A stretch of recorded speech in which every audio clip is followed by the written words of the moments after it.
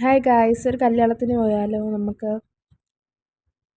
ഫർസൂൻ്റെ ചെക്കൻ്റെ വീട്ടിലെ കല്യാണം കേട്ടോ. അങ്ങനെ പോയതാ.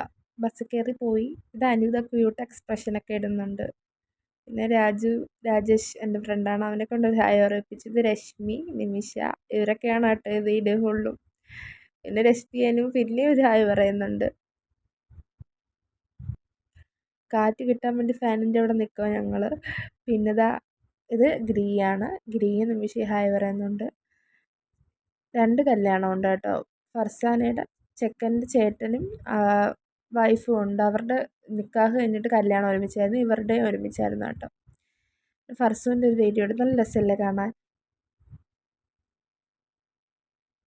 എല്ലാവരും ഹായ് ഒക്കെ പറയുന്നുണ്ട്, എന്തൊക്കെയോ പറയുന്നുണ്ട് കേട്ടോ. പിന്നെ ഞങ്ങൾ കോട്ടക്കൽ വന്നിട്ട് അവിടെ നിന്ന് KREന്ന് ഒരു ലൈം ജ്യൂസും പപ്സൊക്കെ കഴിക്കാൻ വേണ്ടി കയറി. അവിടുത്തെ പപ്സ് സൂപ്പറാട്ടോ.